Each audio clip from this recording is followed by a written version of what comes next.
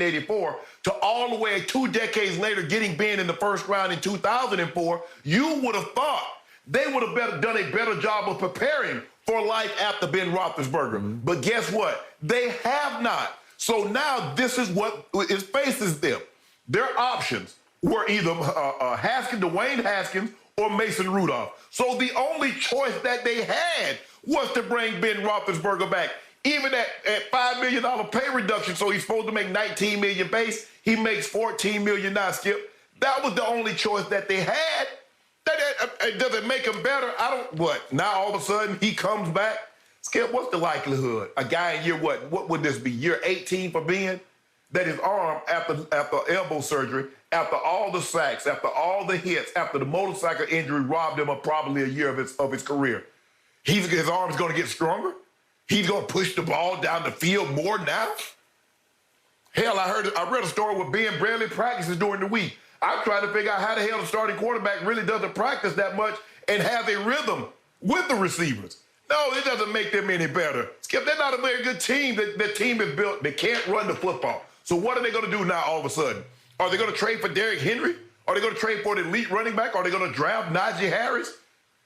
When they can run the football with more consistency, and Ben is willing to attempt to push the ball down the field, wake me up. But in the meantime, I'm going to doze off and I'm going to sleep because I expect the Steelers to be exactly what they were last year. Well, by the way, speaking of exactly what they were last year, you do remember that team got to 11-0, 11 wins and no losses. As you know, in this league, to get to 11-0 is not easy. Something has to be going right. And at the end of the year... Here's the thing, though, Skip. What's that? They're going to lose Bud Dupree. Maybe. So, but we also, we saw, but Skip, what did we see? Even when they played your Cowboys and they won, I was telling you all year, Skip, I see major flaws in this team. Okay. They're not winning any playoff games. All right. They're too flawed. But so how do they correct those flaws? Okay, they wound up third for the whole year in points allowed. Third, and Pro Football Focus ranked that defense second overall. That's pretty good. And I realized they crumbled down the stretch. They went 1-5. I realized they fell behind, 28-0 after a quarter of a playoff game at home against an arch rival in the Cleveland Browns, and it was 35-10 at half. I got that. I realized that Ben Roethlisberger wound up with Pouncey sitting on the bench crying at the end of the game, and it felt like the end of an era. I get all that.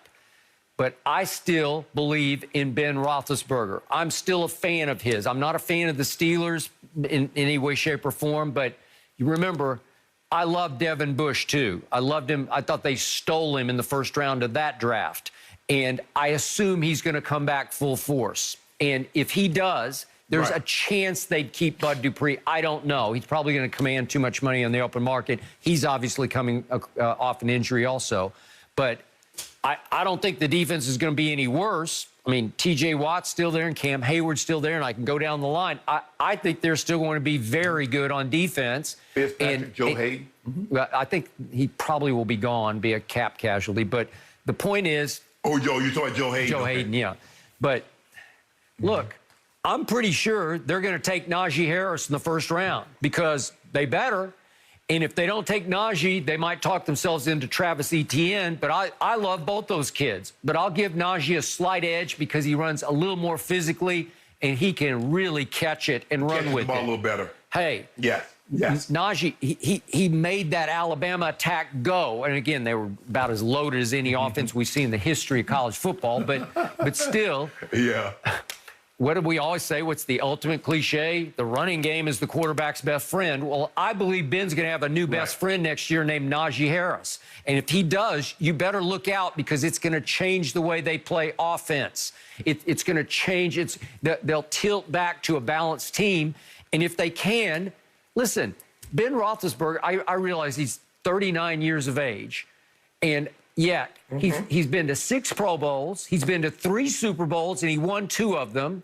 And I get it. It looked like he couldn't throw it 5 yards last year, but he just knows how to play quarterback. He just knows how to stay upright in the pocket. I don't know how he does it. He's just a big, strong guy.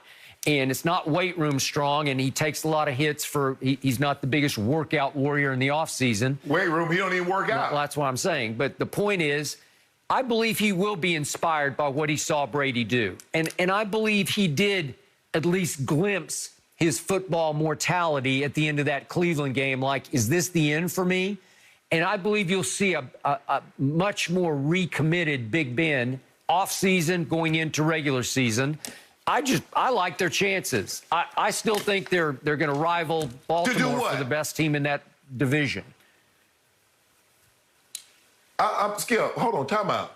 Now all of a sudden, Brady's been playing at a level for 21 years. And let's just say, for the sake of argument, we're going to just take last year, not counting, but the previous 3-4 years.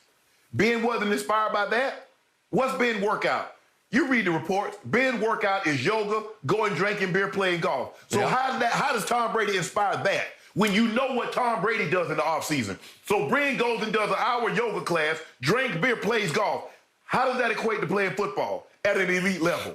What have you seen from Ben? Like you tell me about Aaron Rodgers. He did win that Super Bowl, but that was a decade ago. Well, Ben Roethlisberger won his Super Bowl even longer than that.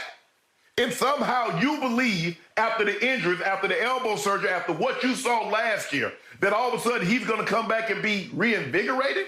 That he's going to be better than what he's been? Well, what did we talk about yesterday? How many Pro Football Hall of Famers would give anything to be able to snap fingers and go back to where they were at the end of their career and keep it going the way Brady's kept it going to 43, 44, maybe 45? Well, just about all of them would, right? Yes, but Skip, that's not what I'm arguing with you. I'm not arguing with that. What I'm debating with you is how good this Steelers team is going to be. I'm not saying that he should retire, but what are your expectations? I give him a real shot to win the division, and I think Cleveland will get a little better. I think Baltimore is going to be really good. I liked them a lot last year, so it'll be a three-team race. But I'm not counting Pittsburgh out of winning this division, not with Ben Roethlisberger back at quarterback. And I do believe he will be scared straight. I believe he saw it like the end flash before his eyes. And I don't think it's ever flashed before. I don't think he's ever had any pressure on him. And he felt real heat on him for the first time that he just might lose his job. And he took a huge cut in salary. I mean, $14 million still, it's good money by most people's standards in the pro football, but not by quarterback standards. He's only making $14 million. I think that'll humble him and refocus him. No, Cam Newton took a huge pay cut, going from $21 million down to $1 million. Yep. Cam Newton took a pay cut. But let me ask you this, Skip. Ben Roethlisberger has never been held accountable for his play on the field. Ben Roethlisberger has been reckless with the football. He has. And he's never been held accountable. And somehow now you believe in year 18 he's going to be held accountable? No, remember, they got rid of everybody else. Go ahead. Doesn't he know that this is it? Like, all of a sudden, this could be one and done, one more and done? And doesn't he know he's playing for his future now? And I think he doesn't want to quit yet. And I think you're going to see a much better Ben next year than you saw last year. And yet, last year, they got to 11-0. Ain't easy. Skip, here's the thing. If you don't save up for a car, if you haven't been saving, if you haven't put anything aside, how the hell do you just go get a new car? You just ride that car till the wheels fall off. Well, it's getting, the check engine light is on. As a matter of fact, it's not on, it's flashing. But the Steelers have not prepared. They haven't saved anything for a new quarterback. They haven't developed a new quarterback. So what options do you have but to drive this car until it breaks down side the freeway, the interstate with your butt in it? That's the only options they have. They're over the cap to begin with. They haven't developed a young quarterback. So what other choices do they have but to bring Big Ben back? And the Steelers are not measured by division, Skip. They're one of the few teams that have 6 titles. They have 6. The Patriots have 6. The Cowboys have 5.